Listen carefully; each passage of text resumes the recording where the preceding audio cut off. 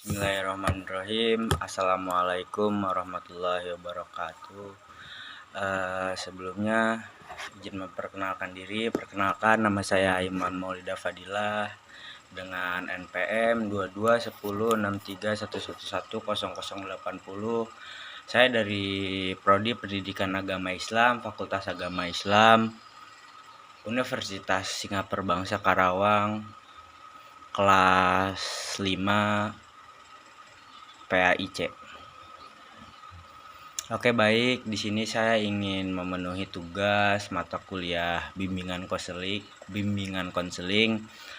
Tugasnya yaitu yang pertama, berikan contoh permasalahan pada siswa, lalu yang kedua, selesaikan masalah tersebut dengan pendekatan yang sangat tepat dan berikan penjelasan mengapa pendekatan itu lebih tepat dipakai.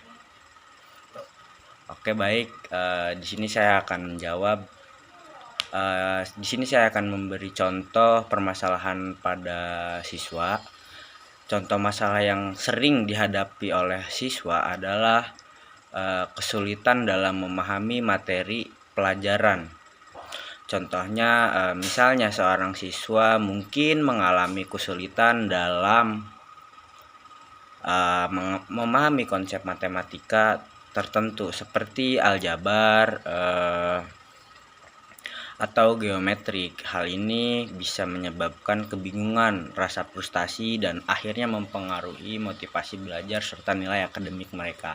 Oke, contoh permasalahan pada siswa yang intinya adalah kesulitan dalam memahami materi pelajaran. Bagaimana cara menghadapi suatu masalah yang ada pada siswa, yaitu ya masalah tadi, kesulitan dalam memahami materi pelajaran.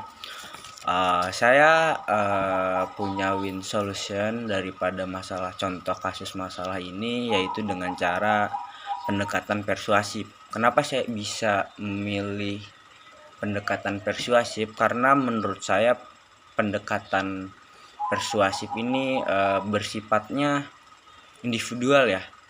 Kalau di dalam bimbingan konseling itu lebih ke konseling gitu kan. Adapun contoh daripada pendekatan persuasif ini gitu kan. Yang pertama, menurut saya yang saya dapat ilmu dan memahami ilmu dari sebuah organisasi gitu kan. Yang pertama ada fil jasad gitu kan. Oke, permasalahannya tadi kan kesulitan dalam memahami materi pelajaran gitu kan. Win solutionnya adalah dengan cara pendekatan persuasif fil jasad. Oke, kita sebagai guru PAI sekaligus guru BK, kita melakukan fil jasad, ketemu gitu kan dengan si siswa tersebut yang mengalami kesulitan dalam memahami materi pelajaran gitu kan. Setelah kita ketemu ya fil jasad tadi gitu kan, melakukan pendekatan persuasif yang bersifat individual, itu bakal ada setelah tingkatan fil jasad itu bakal ada fil akli gitu kan.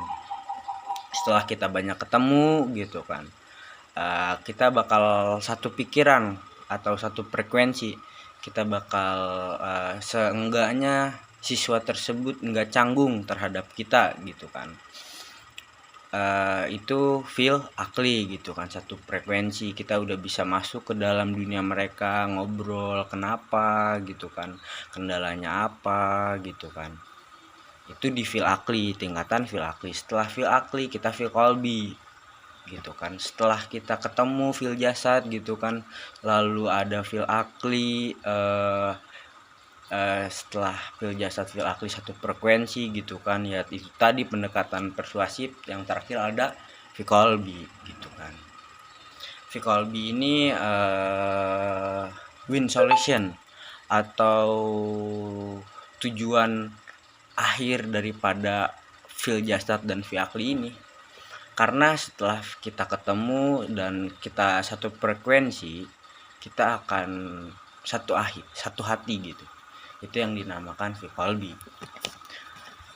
Lalu mengapa pendekatan itu lebih tepat dipakai? Ya balik lagi ke tadi yang saya ucapkan, karena menurut saya kenapa saya memilih pendekatan persuasif, karena pendekatan persuasif bersifat individual atau personal, lebih ke konseling.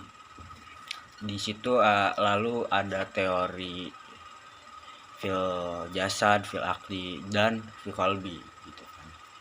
Terima kasih, sekian dari saya Aiman Maulida Fadila. Assalamualaikum warahmatullahi wabarakatuh.